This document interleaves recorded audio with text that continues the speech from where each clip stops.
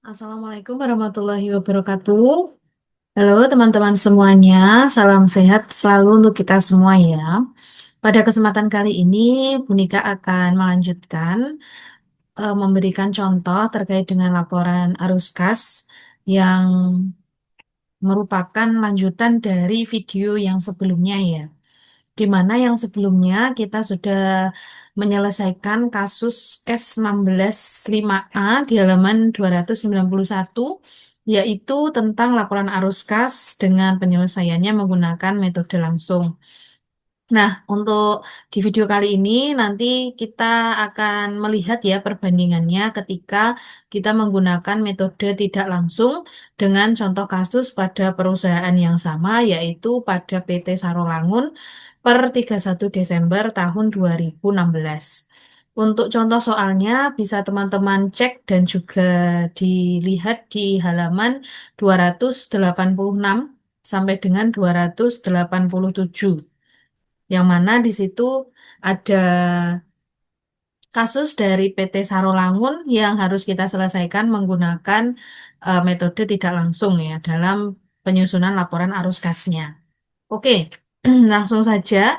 Seperti biasa, untuk langkah-langkah awal ketika kita sudah disajikan informasi mengenai neraca atau laporan posisi keuangan dari perusahaan yang akan kita buatkan laporan arus kasnya, maka langkah awalnya yaitu ketika ada neraca berarti kita harus melihat kenaikan atau penurunan yang terjadi pada setiap akun yang ada ya seperti itu.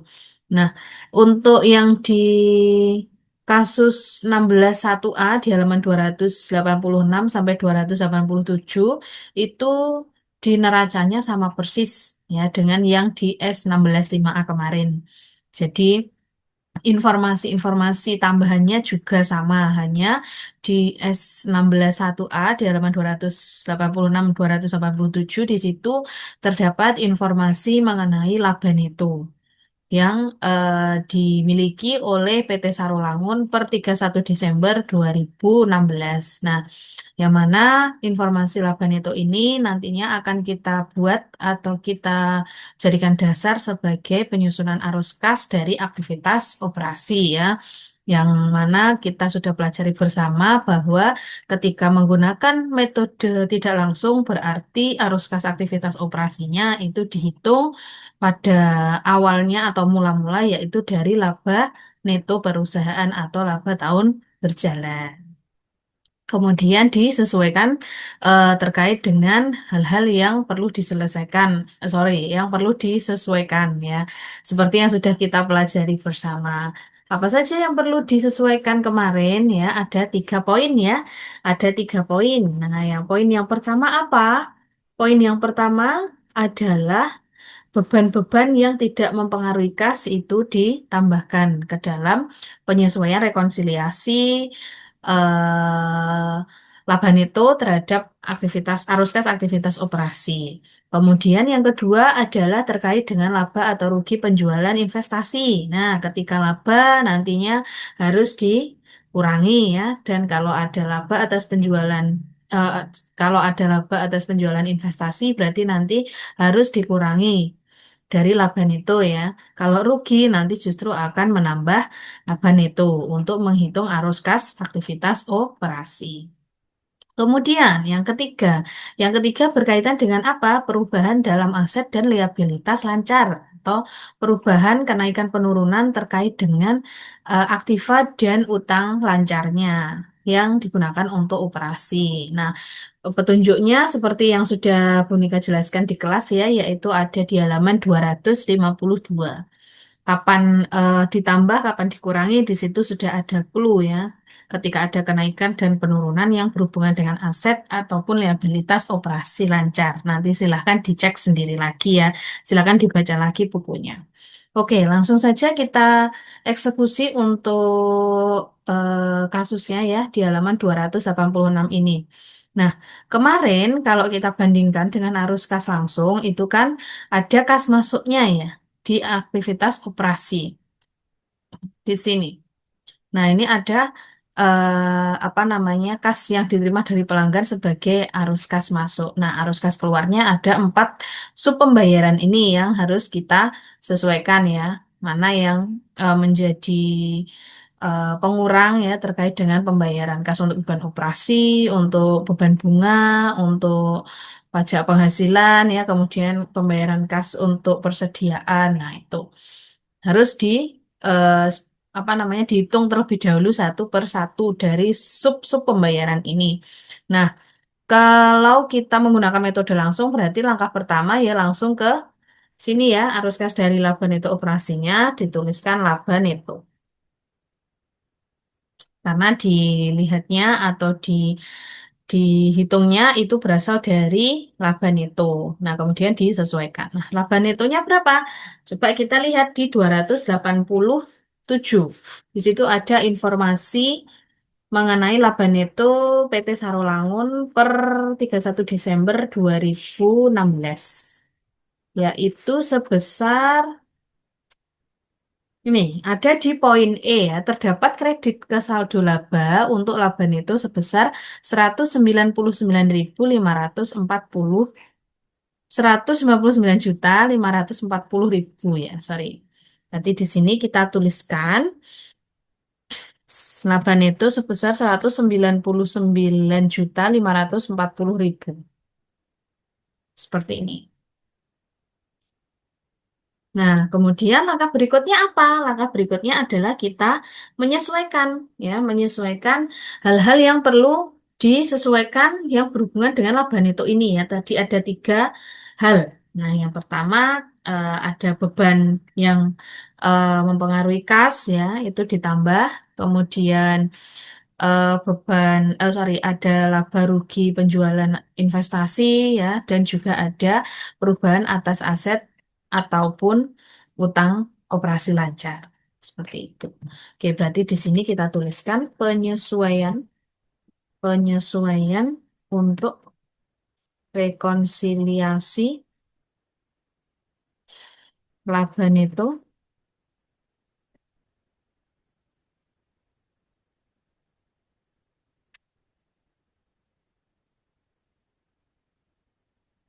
ke arus kas ke arus kas neto ke gini aja dari aktivitas operasi. Seperti ini. Oke, yang pertama berarti kita harus lihat dulu beban yang berkaitan dengan kas, beban yang tidak mempengaruhi kas, ya, tetapi mempengaruhi laba neto. Contohnya apa kemarin penyusutan ya atau amortisasi hak paten. Adakah penyusutan? Ada. Penyusutannya ada di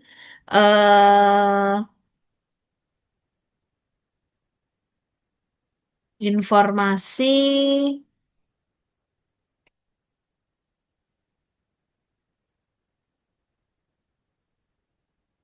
penyusutannya itu,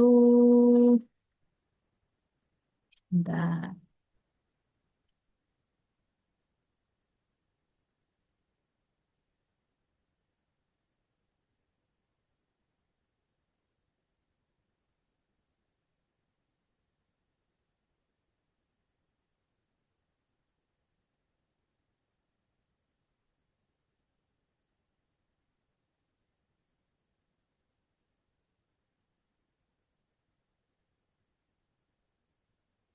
Penyusutannya berarti kita lihat ya.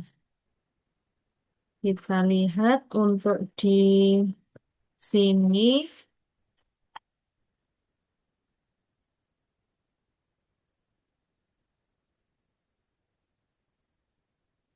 Kalau kita lihat dari 2016, 2015 ke 2016, itu kan di 2015 ada saldo akumulasi penyusutan ya, sebanyak berapa? 148 juta, 148 juta.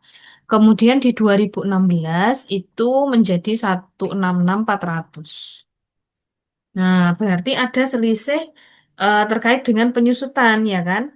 Penyusutan di 2016 itu berapa ya? Berarti selisihnya antara 2015 ke 2016. Berarti kita sesuaikan yaitu adanya penyusutan. Penyusutan peralatan ya. Penyusutan peralatan. Atau penyusutan begitu juga boleh. Penyusutan peralatan. Nah, senilai berapa? Oh, ternyata selisihnya yaitu sebanyak 18.400.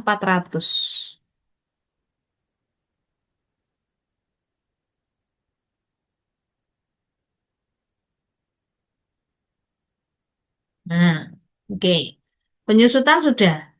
Berikutnya adalah ada laba atas penjualan investasi atau tidak. Nah, di situ tertulis ya di informasi tambahannya bahwa pada tahun 2016 investasi di poin A ya, investasi dijual pada harga 280 juta rupiah dan memperoleh kas. Nah, padahal pada laporan posisi keuangannya investasinya itu dibeli di 2015 sebanyak atau sebesar 240 juta. Nah, sehingga ketika dibeli 240 juta, kemudian dijual senilai 280 juta, maka terjadi laba atau rugi. Ya, yang jelas terjadi laba ya, terjadi laba. Nah, kalau ada laba atas penjualan investasi berarti harus dikurangi, berarti harus dikurangi. Nah, dikurangkannya berapa? Ya, selisihnya, selisih laba atas penjualan asetnya itu berapa? Laba, sorry kok, penjualan aset ya, penjualan investasi. Laba atas penjualan investasi. Nah, senilai berapa berarti selisihnya? 240 ke 280 berarti 40 juta. Berarti kita kurangkan sehingga ada tanda minusnya. Laba atas penjualan investasi. Nah, berikutnya, apakah ada perubahan dalam aset dan liabilitas operasi lancar? Ada ya, ada. Berarti kita lihat kas dan seterusnya ya, kemudian liabilitas lancarnya di perusahaan itu juga kita lihat. Oke, berarti di sini nanti ada perubahan dalam aset dan liabilitas operasi lancar. Nih, seperti ini. Nah, perubahannya apa saja ya? Berarti kita lihat dulu poin-poin yang harus kita lihat yaitu yang berhubungan dengan piutang, kemudian persediaan, ya kan? Kemudian ada apa lagi selain itu?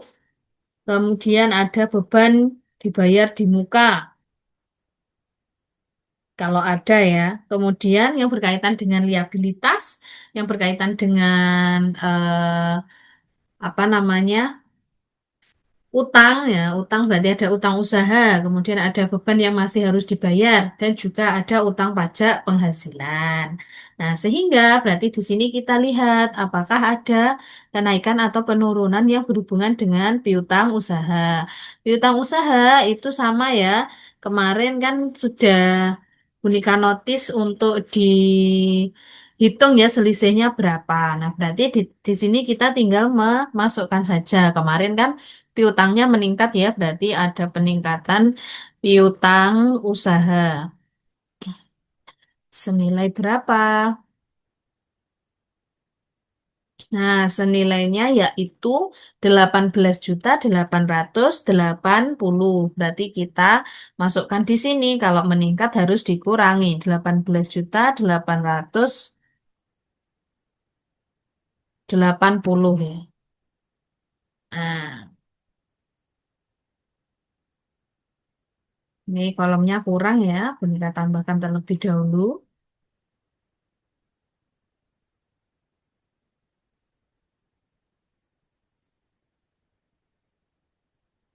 Oke. Lanjut, persediaan. Nah, persediaannya kemarin meningkat atau menurun? Ternyata persediaannya adalah meningkat ya. Persediaannya meningkat berarti ada peningkatan persediaan. Nah, meningkatnya berapa ya? Kemarin sudah dihitung ya, meningkatnya sebesar 24.640.000. Karena dia meningkat berarti harus dikurangi. Seperti ini.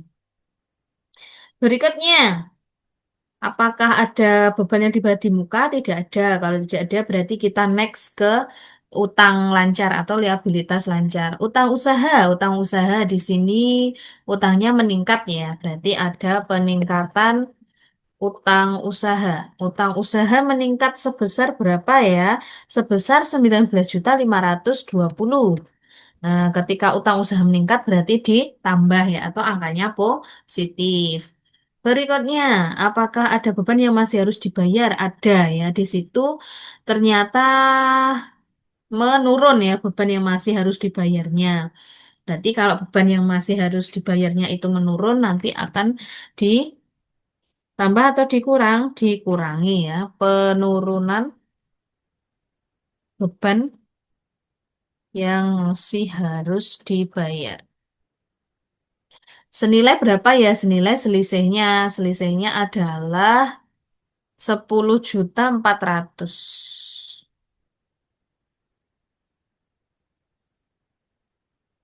Yes. Nah, oke, kalau sudah semua berarti nanti kita tinggal operasionalkan saja ya. Nanti dia akan menyesuaikan sendiri dari laba neto 159.540.000 itu nanti yang menjadi arus kas neto dari aktivitas operasinya berapa. Arus kas neto dari aktivitas operasi.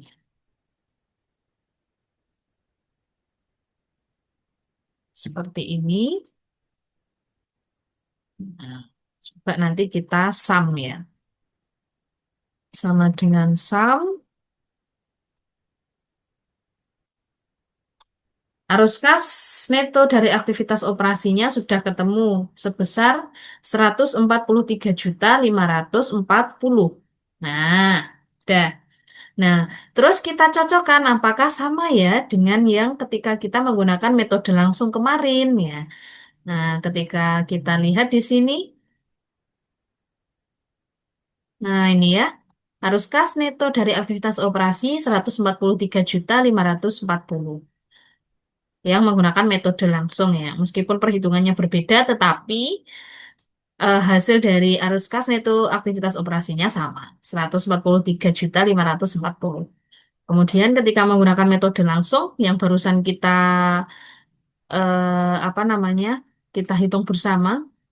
Nah, ini juga sama, 143.540.000. Oke, berarti perhitungan kita sudah benar ya. Nah, kemudian untuk yang aktivitas investasi dan pendanaan itu bagaimana? Sama ya.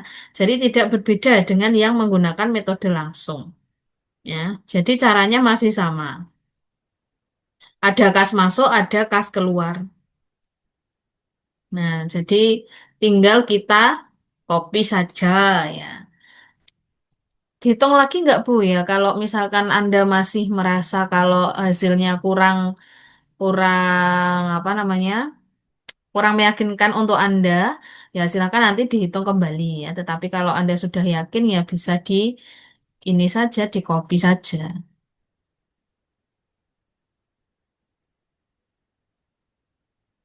Yes. Oke.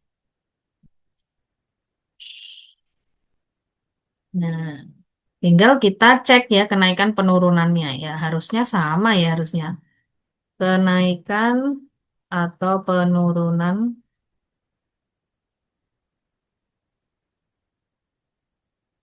kas. Harusnya sama. Berarti aktivitas operasi ditambah investasi ditambah pendanaan.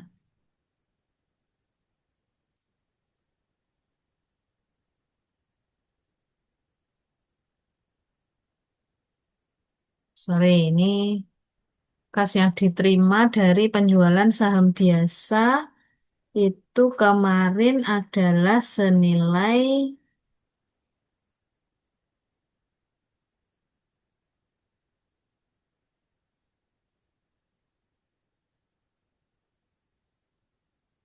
187.500.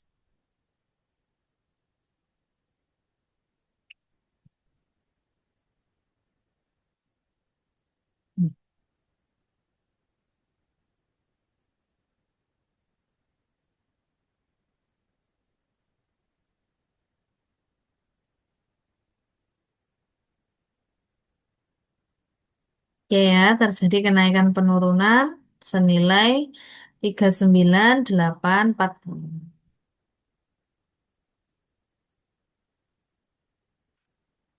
Oke, ini terlalu panjang. Nah, terus berikutnya kita masukkan kas pada awal tahun 2016.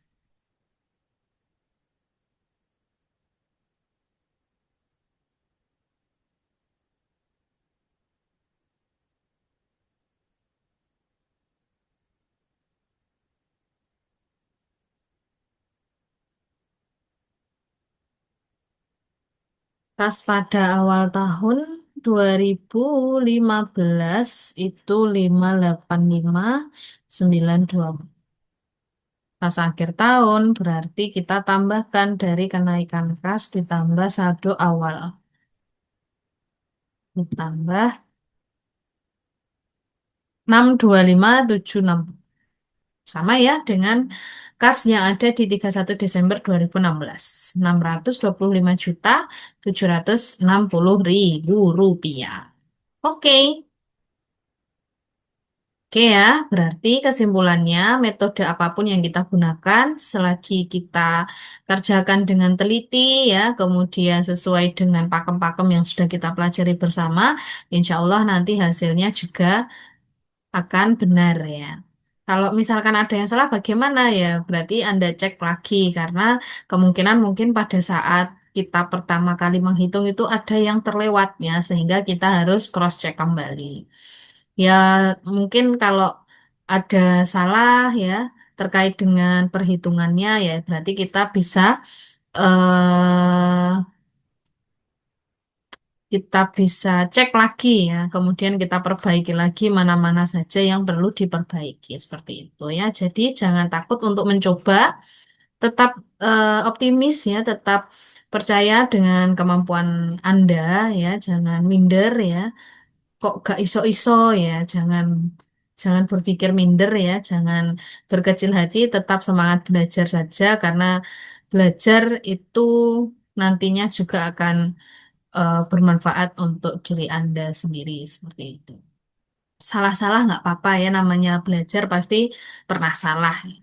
Seperti itu. Oke, mungkin cukup untuk video kali ini. Terima kasih atas perhatiannya dan sampai jumpa di video berikutnya ya. Silakan ditunggu saja materi apa yang akan Bu Nika sampaikan nanti. Oke, semangat belajar untuk kita semua ya.